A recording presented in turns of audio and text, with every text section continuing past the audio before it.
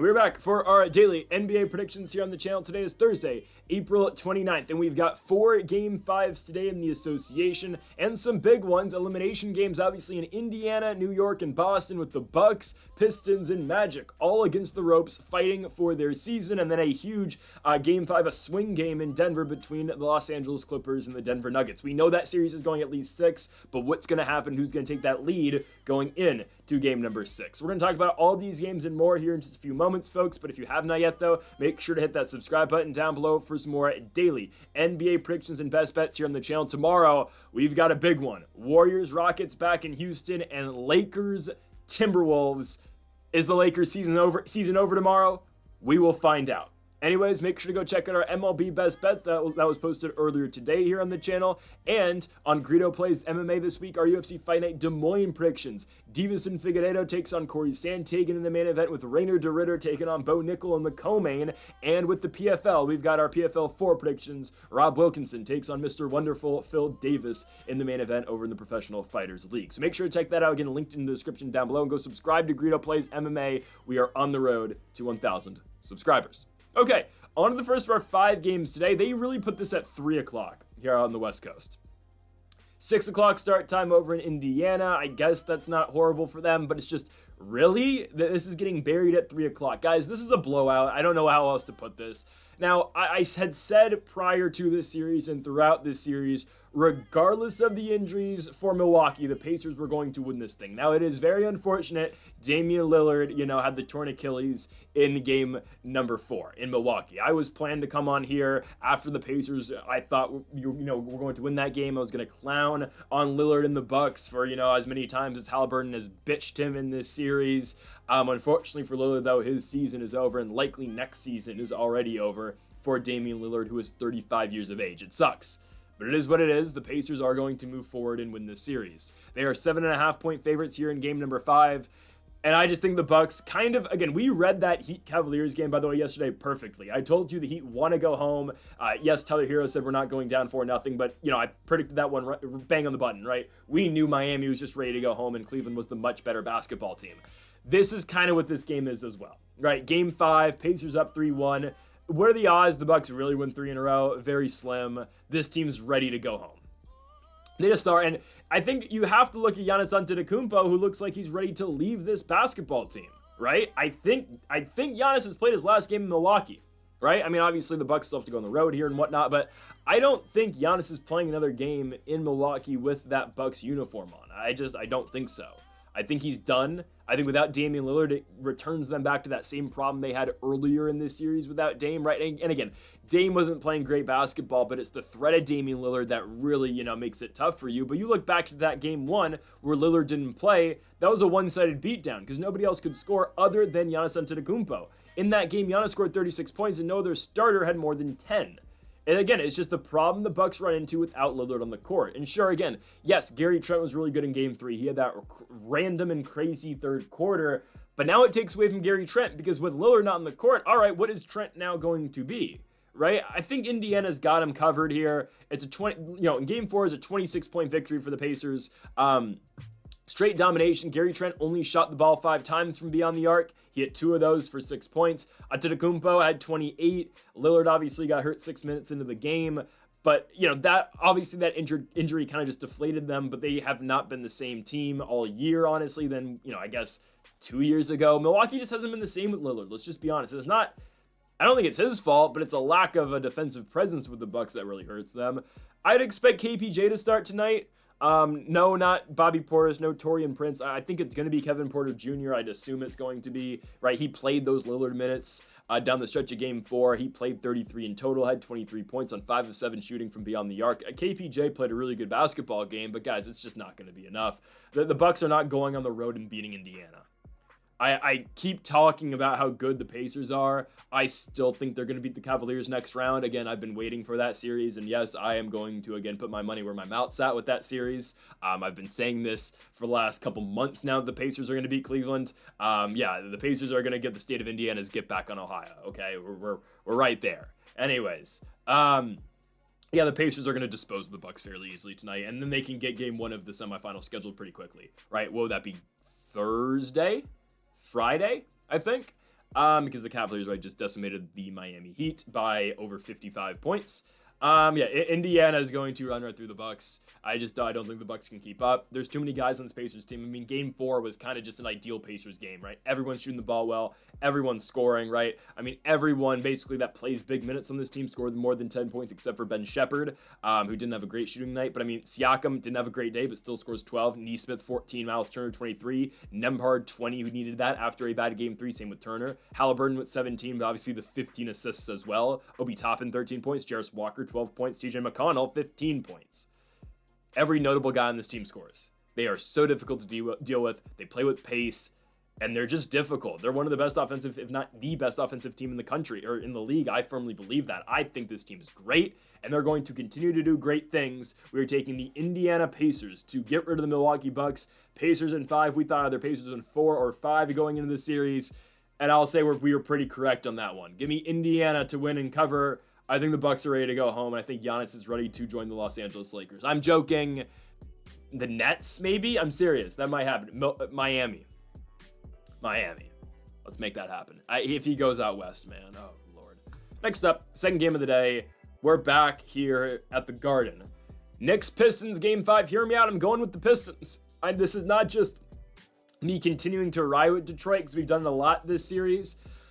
They got screwed in Game 4. Nobody's really debating that. I think we all thought they got screwed. That corner 3 was 100% a foul on Josh Hart. Tim Hardaway got hacked, and yet the referees went, we didn't see that. We want the Knicks to win. Of course, the NBA can say, we missed that call, like they said they missed calls against Luka Doncic in games 3 and 2. Games 3 and 4. Of the Lakers-Timberwolves series, but officiating's at an all-time worst, just not in basketball, in all sports. Right, I'm talking about football, MLB, it is what it is. Umpires have always just been mid, but in the NBA and the NFL, I firmly believe the officiating has been as worse as it's ever been. It's horrible right now. They never get calls right, and that was apparent, obviously, with the Tim Hardaway shot in the corner. Guys, that shot reminded me. This is a game that just was played in the regular season.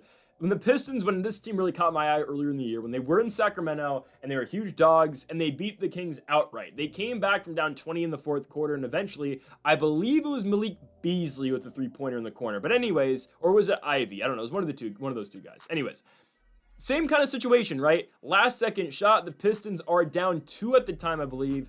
No, they're down 3. They're down 3 at the time. Again, different situation from this down 1. But anyways, down by 3, Pistons hit the shot. Beasley, I think it was Beasley, got fouled on the closeout by, I believe, DeRozan was it Keegan Murray? It was one of those guys. Anyways, Beasley, I think, gets fouled. And then he hits the free throw to win the game eventually, right? Same type of thing here. It was a corner 3 they just got fouled on. It might have been Jaden Ivey. Regardless, though, they didn't get the call this time around. JB Bickerstaff has all the right to be pissed off about that. It's ridiculous. It's 100% horrible. The Pistons should have got 3 free throws, and they should have won that game. But that's a season-altering and series-altering call right there. Because now the Pistons are down in the series. I think they are going to beat the Knicks here. I think they're going to. Guys, every game in the series has been tight. You look at this series, and you look at Lakers-Timberwolves. These are very competitive 3-1 series. This series, especially even more than the Lakers one, this could easily be 4-0 Pistons, right? Again, what are the odds that happens? Likely slim to none. But still, there's a possibility where the Pistons easily win the 2 in Detroit, and they don't let the Knicks go on their run in Game 1, and the Pistons potentially could have swept. Again, you can make the same case about the Knicks. I 100% agree. But again, that's how tight this series has been. The Pistons have been right there.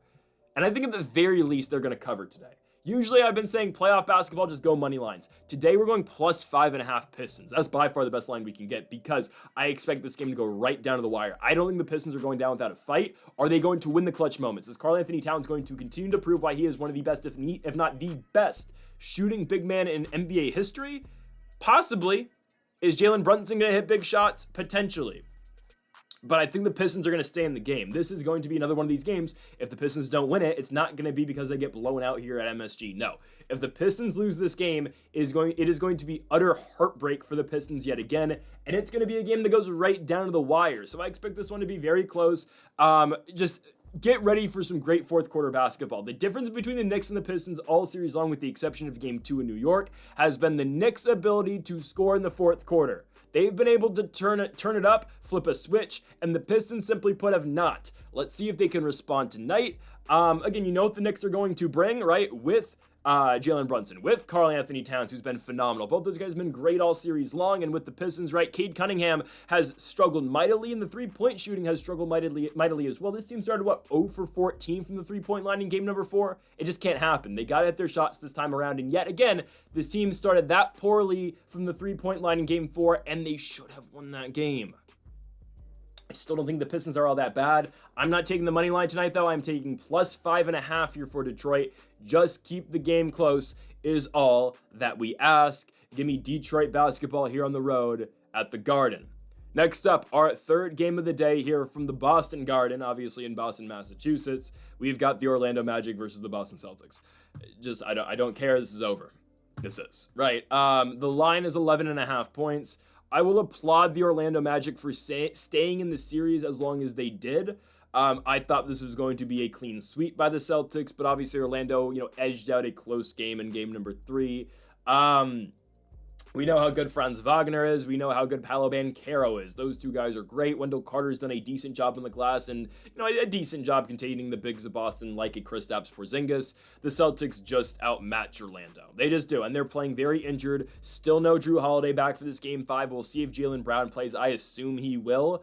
But yeah, still no Drew Holiday. I mean, how we look at the Bucks when we talk about their struggles, even with Dame in the lineup, it's like, okay, well, they still don't have a defensive presence like a Drew Holiday. There's a reason Drew Holiday, there's a reason he wins championships. There's a reason he was on Team USA. It's the defense that guy brings, right? He's a big piece missing, but obviously the Celtics, they think they can get by Orlando. They only got to win one of the last 3. I don't think they're even going to see Orlando again in Game 6. But there's no reason to push Drew Holiday here. If you need him for a Game 6 in Orlando, okay, you bring Drew back out here. But the Celtics, I don't think they're looking ahead, but ultimately they're conserving Holiday and, looking at that next series against likely the Knicks. Maybe the Pistons can make that 3-1 comeback. I still think the Knicks are winning the series personally. I just think the Pistons get this Game 5 today. But Boston knows, again, they got to keep Drew Holiday healthy, and they're not going to really take any risks. How does Orlando win this game? I don't know. They need Boston to have a really poor shooting night.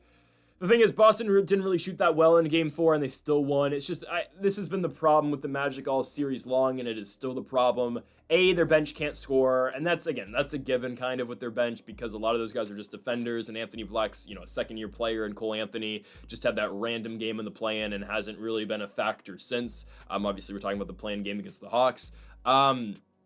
So yeah, the Magic can't score off their bench, and really they struggle to find any production elsewhere other than Banchero and Wagner. Yes, Wendell Carter Jr. cleans up the boards, but they get no production out of literally anybody else. KCP was supposed to be a huge veteran guy for this team. Oh, he sinks corner threes all the time.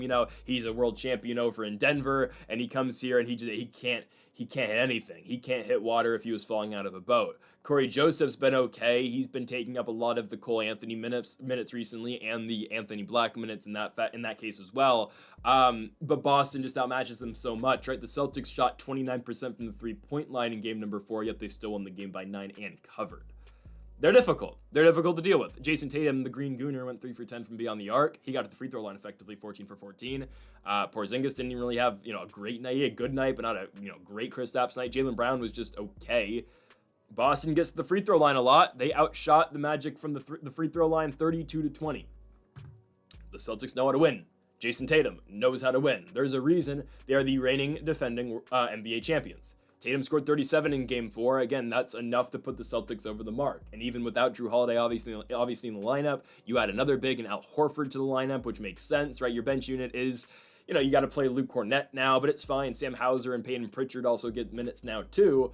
But the Celtics just outmatch Orlando everywhere. Again, how do the Magic win this game? It's likely a combination of good defense and then just getting lucky. Let's just be honest. They need Boston to have a horrible shooting night, and at the same time, Orlando needs to be able to hit their shots, which, simply put, they haven't been able to do all series long. 26% from the three-point line in game number 4. It has not been consistent. They're bench guys like an Anthony Black, like a Caleb Houston, like a Gary Harris, like a, even KCP in the starting lineup. They have not been consistent from beyond the arc, and if you cannot get consistent three-point shooting against the Boston Celtics, you're not going to beat this team because of the offense they play. Again, I said this at the beginning of the series, and I'm going to say it one last final time. When I saw Orlando and Boston match up in the first round, I thought easy Boston in 4. 5, just because, again, in this day and age in the NBA, a series like this, and I get it, the Celtics had 20 more wins in the regular season over Orlando, but still, an offensive-minded team like the Celtics, and arguably the best offensive team in the NBA right now this season, because of their shooting, is always going to be Orlando, because it's just harder to play defense now in the NBA. Hell, look at the free throw discrepancy in Game 4. The Celtics outshot the Magic at the charity stripe by 12.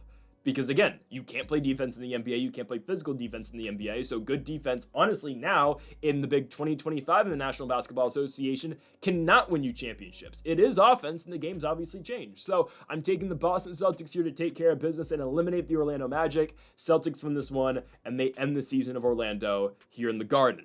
We go to our final game of the night. We move to Denver, Colorado. For Game 5, it's tied 2-2, Nuggets and Clippers. I'm going Denver. I have not picked the Nuggets all series long. This is where I'm going with Denver. I firmly believe that buzzer-beating dunk by Aaron Gordon, regardless of if his finger was still on the ball, I think it was, but anyways, whatever. It's kind of hard to take that away when you call it a made shot on the floor. Anyways, that's so Los Angeles Clippers. It just is. It's a series-changing play. It's a season-changing play, and the Clippers almost had the Nuggets back up against the ropes. They almost had them 3-1 going back home. You know, the Clippers would feel like they're in a pretty good spot, I assume. I know, again, 3-1 leads haven't been kind to them in the past. I'm looking at 2020, especially against this Nuggets team in the semifinals. But anyways, right, the Clippers were in a great spot, and now it's 2-2. You're going back to Denver. You have no momentum. Sure, both these teams split in LA and in Denver so far. I'm not going to pick against Denver here. Situationally, I think it's just too good of a matchup for them. I'm leaning towards the Nuggets are going to win the series now. I think this is going to go 7. I think the Clippers are going to win on Thursday in Game 6, and I think they're going to force that Game 7 on Saturday. And honestly, guys, I just think it's going to be more heartbreak for the Clippers. I don't dislike the Clippers that much right now, just because I know the Lakers, on the other side of the bracket, and are the Lakers really getting to the finals? Probably not. But you gotta feel bad, I guess. You gotta feel bad for this team. Every single year it's something. And I'm serious, like, the voodoo magic that goes on with the Denver Nuggets is incredible. I mean, Jokic can airball a fadeaway three-pointer, and by the way, if that was in a Lakers series, he probably would have made that shot. But trust me, I've seen this firsthand, all the miracle shots Jokic hits, the miracle shots Jamal Murray hits, and then in this game, in Game 4, this guy closes his eyes, throws a ball up, airballs, but all of a sudden, Aaron Gordon's just right there, and he dunks it back in. I mean, the voodoo black magic that goes on with this team is ridiculous. It's unbelievable. What is going on? This is it's crazy. Everything goes their way. Just wait till Shea gets a hold of them, though. Just wait. Just wait till SGA. SGA overcomes dark voodoo magic just with his aura alone. Anyways, I digress. Yeah, I think the Nuggets win this game. I just think they do. I know, again, the 2 games the Nuggets won were 2-point victories, right? The overtime winning Game 1. The Game 4 victory by 2. I mean, the Clippers wins are by 3 in Game 2 in Denver, and then the blowout win, obviously the only non-competitive game last Thursday in Game number 3. I just feel like, again, in Denver, Jokic, I think, is going to play a really good game. Not like he hasn't done that every game so far this series. I mean, the game that Jokic had in Game 4 was 36, 21, and 8. Again, he missed the game-winning shot, but obviously Gordon bailed him out. But the Nuggets cashed at plus 220 that last game. Again, that was and I want to make this very clear. Momentum is very real in professional sports. It just is. And especially in series, right? The Nuggets, by the way, play their 5 stars pretty much the entire game now. They're kind of doing what JJ Redick's doing with the Lakers, and I hope it works for the Lakers tomorrow. I don't know what they're going to do. Anyways, though, I'm telling you, momentum's such a big deal, man. That series was over if the Clippers won that game. It just was. The Nuggets are not coming back from down 3-1. I know they've done it in the past. They did it in the bubble. That's not happening with travel. Like, if you, in hindsight, you look back to 2020, if that's a regular season, the Clippers are not losing that. They're not, I don't think the Nuggets are going back and forth between Staples and, at the time, the Pepsi Center, and finding a way to win 3 games in a row. But in the bubble, same environment, yeah, you can easily. That's why I was surprised that year we didn't see a 3-0 comeback, because of any year possible, that would have been the year where it would have happened, because momentum was so easy just to take right back. 1 game, and okay, well, we'll see you again here at Disney World, in this damn warehouse for Game 5, right? I mean, anyways, that's just, again, how things go. I think if the Clippers didn't have to, if the Clippers got travel, yeah, they probably do win that series. I think that regardless, they would have lost the Lakers, because they would have been playing 7 straight road games. I still think the Lakers win that season, if it wasn't for the bubble, but still, And it probably would have added to LeBron's legacy, but whatever. I don't think the Nuggets would have come back this year down 3-1. So that's just what happens. Aaron Gordon makes a great play. The voodoo magic continues to pay off for the Nuggets. And yeah, they're going to win this game 5. They're not going to give this momentum right back. I think the Clippers will win the game 6. But in game 7, I just don't see the Clippers winning, I'm being honest. I don't see them doing it. We're going to break all those games down as we go. Again, we are guaranteed another game, obviously, with the series being tied at 2-2. But tonight, I'm going with the Denver Nuggets to win, and I'm really surprised we get plus money here. I'm going to pick Jokic. I'm going to pick MPJ. You know, I hate picking the Nuggets. I hate the Nuggets in general. But right now, I see value, and I'm taking it. And I think Denver's going to win. I think it's kind of ridiculous. They are underdogs here. They're at home. The Nuggets just play better in Denver. So I'm taking the Nuggets. We'll see if Russ is back. Didn't play that game 4. Obviously, that's why they had to go full starting rotation the entire time. We'll see. But tonight, I'm going with the Denver Nuggets to win here at home at the Ball Arena against the Los Angeles Clippers. Plus 110 on the money line. Absolutely love the value for this play. Give me Denver to beat the Clippers and to go back to Inglewood for game 6, up 3-2. So, folks, thank y'all for watching our NBA predictions and best bets here for April 29th. If you have not yet, though, make sure to hit that subscribe button down below for more. Make sure to leave a like. If you did enjoy the video, make sure to comment. If you do disagree with any of the picks, we'll be back tomorrow for more daily NBA best bets and with the MLB daily as well. Folks, thank y'all for watching, and Mamba forever.